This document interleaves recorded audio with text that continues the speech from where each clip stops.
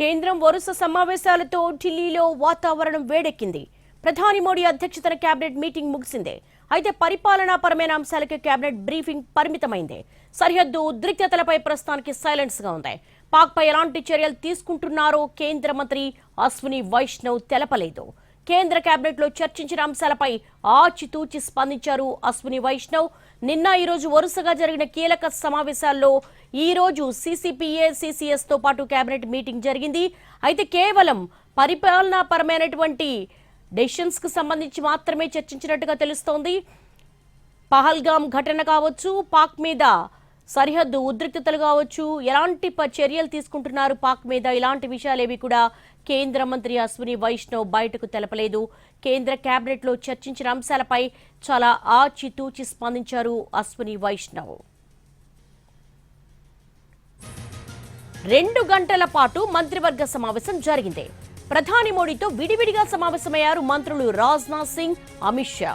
ఉదయం నుంచి వరుస సమావేశాలు జరుగుతున్నాయి. ఉదయం 11 గంటలకు భద్రతా వ్యవహారాల కేబినెట్ కమిటీ భేటీ అయింది. ఆ తర్వాత రాజకీయ వ్యవహారాల కమిటీ మీటింగ్ జరిగింది.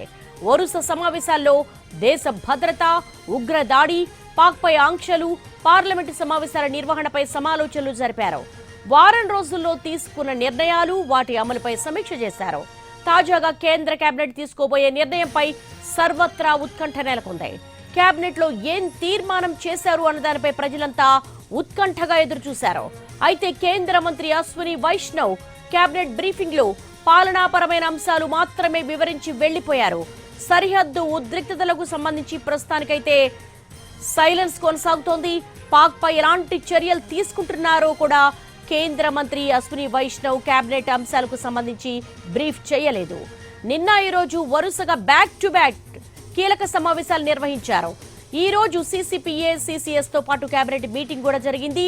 అయితే కేవలం పరిపాలనాపరమైనటువంటి నిర్ణయాలు మాత్రమే బయటకు వెల్లడించారు తప్ప పహల్గామ్ ఘటనకు కావచ్చు, సరిహద్దు ఉద్రిక్తతలు కావచ్చు, పాక్ పై ఎలాంటి స్టెప్ తీసుకుంటున్నారో ఇలాంటి అంశాలేవి కూడా అశ్విని వైష్ణవ్ బయటకు తెలపలేదు.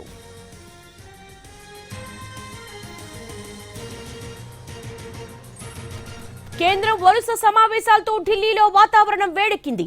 ప్రధాని మోడీ అధ్యక్షతన కేబినెట్ మీటింగ్ ముగిసింది. దీనికి సంబంధించి ఢిల్లీ నుంచి మా ప్రతినిధి రాజును అడిగి మరిన్ని వివరాలు తెలుసుకుందాం. రాజు, నిన్నటి నుంచి బ్యాక్ టు బ్యాక్ చాలా కీలకమైనటువంటి సమావేశాలు జరిగాయి. ఇటు రక్షణ మంత్రి రాజ్నాథ్ సింగ్, అలాగే కేంద్ర హోంమంత్రి అమిత్ షాతో కూడా భేటీ అయ్యారు. కానీ ఈ రోజు కేవలం పరిపాలనాపరమైన అంశాలు మాత్రమే కేబినెట్ బ్రీఫింగ్ లో బయటకు చెప్పారు. కానీ ఈ అంశాలేవి కూడా బయటకు చెప్పలేదు. ఏంటి రీజన్? ఎస్ దేవి, ఏదైతే పాక్కు సంబంధించినటువంటి కీలక అంశాలపైన ఈరోజు ఖచ్చితంగా చర్చ జరిగింది. ఎందుకంటే గత 2-3 రోజులుగా దేశ రాజధాని ఢిల్లీలో స్వయంగా ప్రధానమంత్రి నరేంద్ర మోడీ ఈ పాక్ ఉగ్రవాదానికి సంబంధించి ఏ విధంగా ధీటుగా ఎదుర్కోవాలి, దానికి ఎలా చెక్ పెట్టాలనే దాని మీద స్పష్టమైనటువంటి నిర్ణయాల దిశగా కూడా అడుగులు వేశారు. అయితే ఈ విషయాలన్నింటినీ కూడా అధికారికంగా ప్రకటించడానికి వీల్లేదు. ఎందుకంటే ఖచ్చితంగా అంటే ఇప్పటికే ఉగ్రవాదులు ఏదైతే ఎక్కడైతే సెక్యూరిటీ ల్యాబ్స్ కావచ్చు, లేదంటే టూరిస్టులను టార్గెట్ చేసుకొని వాళ్ళు దాడి చేసినటువంటి పరిస్థితి కనిపించింది. పహల్గామ్ బైసరన్ వ్యాలీలో వాళ్ళు చేసినటువంటి ఉగ్ర దాడికి 26 మంది బలయ్యారు. సో ఆ తర్వాత మళ్ళీ ఎక్కడైనా ఇటువంటి ప్రమాదం ఉంటుందని చెప్పి ఇప్పటికే దేశం మొత్తం కూడా అప్రమత్తమై ప్రత్యేకంగా జమ్మూ కాశ్మీర్లో ఏ విధంగానైతే కూంబింగ్ కొనసాగుతూనే ఉంది.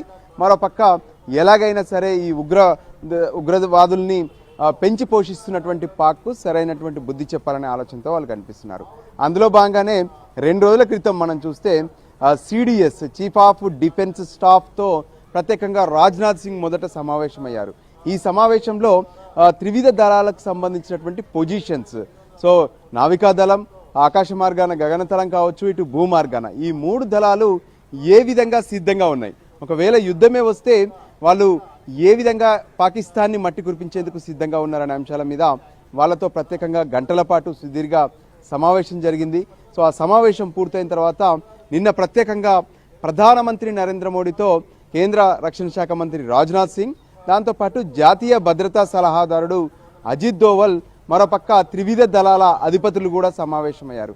ఈ సమావేశంలో సైతం చాలా కీలక అంశాలపైన చర్చ జరిగింది. అంటే పాకిస్తాన్ ప్రేరేపిత ఉగ్రవాదులు భారత్లోకి ఎలా చొరబడుతున్నారనేటువంటి అంశం చాలా కీలకం.